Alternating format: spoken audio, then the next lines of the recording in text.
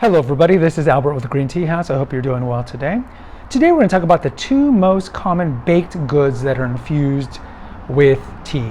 Now before we begin, I highly recommend you check out our back catalog of episodes, and I'll make sure I put a banner up here for some that are relevant to this one.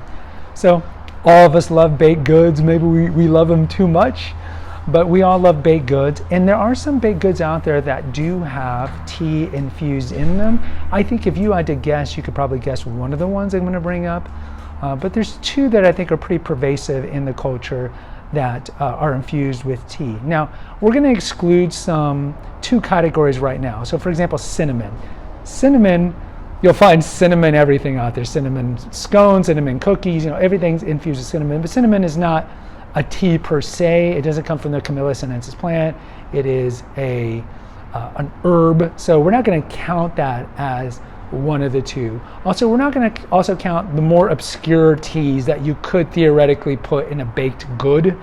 So I mean, I'm sure you could find a recipe out there for pu'er muffins and stuff like that. We're going to talk about pretty much just mainstream ones. So number one, no particular order of popularity.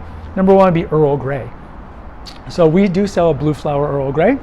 Earl Grey, as you guys might know, and I'll put a banner up here for what is black tea. Spoiler alert, Earl Grey is a type of black tea. It's a black tea that has bergamot oil infused in it. Bergamot is a type of citrus that's typically grown in southern Italy. It's also grown in Turkey, where I wasn't at that long ago. And so Earl Grey does have a distinctive taste from a black or an English breakfast tea, or a variety of black teas out there like Keeman and Nilgiri and Darjeeling. So the Earl Grey has a very unique taste to it, and I particularly like it, and I drink it boring, bland, but some people, of course, most people like to drink it with milk and or sugar. So you can put blue flower Earl Grey tea, and you can put it in baked goods, like in a loaf, in a cake, in muffins, whatever you want that has flour in it, you can put blue flower. And the blue flower Earl Grey. And the good thing I like about Earl Grey baked goods is that you can see the kind of dots layered in it sometimes. You can see it enmeshed in the baked good.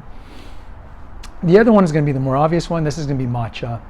Now, we've talked about in the episode on matcha, I'll put it up here, how there's different qualities or grades of matcha. Ceremonial matcha is going to be, as the name would suggest, the most hoity-toity that's used in the Chinayu, I don't want to mispronounce it, but the Japanese tea ceremonies.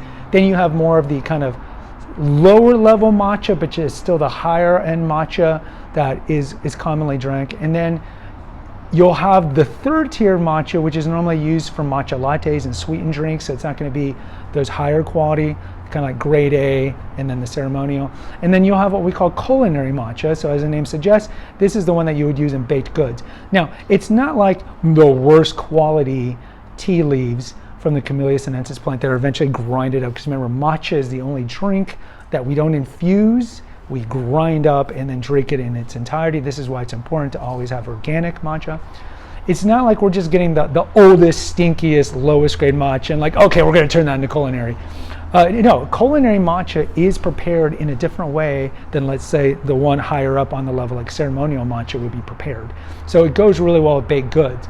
So there are matcha everything. There are matcha muffins, matcha cookies, matcha brownies, matcha, tiramisu matcha. I mean, there is a long list of what you can do with matcha.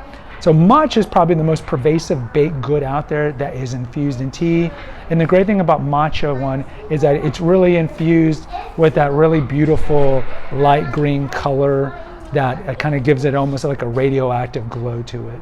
So once we go brick and mortar, we'll probably offer some of these selections, or at least we hope to. But these are the two probably most popular tea-infused baked goods. Guys, post in the comments, what's your history with matcha or Earl Grey baked goods, or if you know of another tea-infused baked good, I'd like to hear from you. Until next time, take care and God bless.